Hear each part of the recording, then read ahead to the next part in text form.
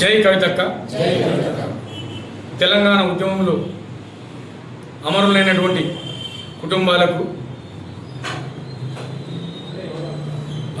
అమరవీరుల కుటుంబాలకు మరి కాంగ్రెస్ పార్టీ అధికారంలోకి వచ్చిన తర్వాత మరి ఎంతో వాళ్ళని హక్కున చేసుకొని గౌరవిస్తామని, అదేవిధంగా 250 గజాలు భూమి ఇళ్ల స్థలాన్ని ఇస్తామని చెప్పేసి ఎన్నో వాగ్దానాలు చేసిన కాంగ్రెస్ ప్రభుత్వం, రేవంత్ రెడ్డి గారు మరి గద్దెనెక్కిన తర్వాత, అధికారంలోకి వచ్చిన తర్వాత మరి ఆ అన్నింటినీ విస్మరించిన సంగతి మనందరికీ తెలుసు.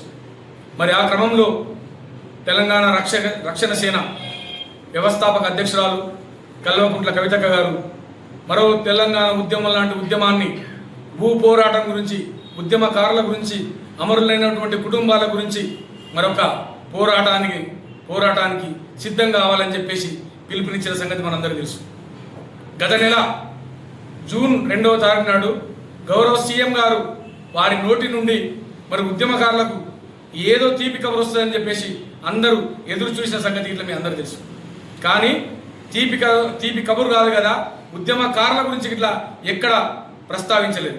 మరి ఆ క్రమంలో ఆ రోజు తెలంగాణ రక్షణ సేన అధ్యక్షురాలైనటువంటి కవితక్క గారు మరి ఆ రోజు ఒక విషయం చెప్పడం జరిగింది.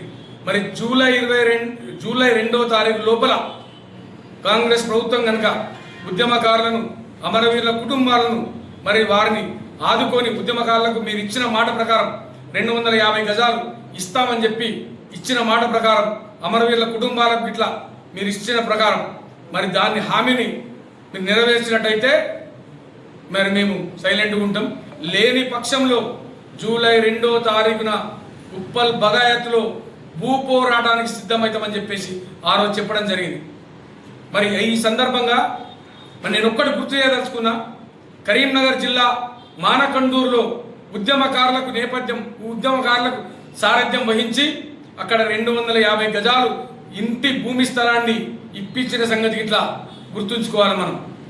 మరి అదే క్రమంలో ఈరోజు యావత్ తెలంగాణ లోపల ఉద్యమకారులకు అండగా నిలిచి మరి ఈరోజు మీరు ఇచ్చిన మాట ప్రకారం ఆ మాటను విస్మరించారు కాబట్టే ఉప్పల్ బగాయత్లో జూలై 2వ తారీఖు నాడు భూ పోరాటానికి సిద్ధం అవ్వాల్సిన అవసరం ఉద్యమకారులకు ఎంతైనా ఉందని చెప్పేసి ఉద్యమానికి సారథ్యం వహిస్తున్నటువంటి కవితక్క గారికి మరి మనందరం అండదండగా నిలిచి మరి మేము ముఖ్యంగా సిద్దిపేట జిల్లా నుండి పెద్ద ఎత్తున, ఎందుకంటే సిద్దిపేట జిల్లా అంటేనే ఉద్యమాలకు గడ్డ, అలాంటి ఉద్యమాల గడ్డ నుండి పెద్ద ఎత్తున ఉద్యమకారులు ఇక్కడి నుండే ఉద్యమం స్టార్ట్ అయిన సంగతి ఇట్లా మర్చిపోవద్దు. ఇక్కడి నుండి స్టార్ట్ అయిన ఉద్యమం, ఈ ఉద్యమకారులను ఖచ్చితంగా ఉప్పల్ బగాయత్కు పెద్ద ఎత్తున ఈ జిల్లా నుండి తరలిస్తామని చెప్పేసి ఇట్లా ఈ సందర్భంగా తెలియజేసుకుంటున్నాం.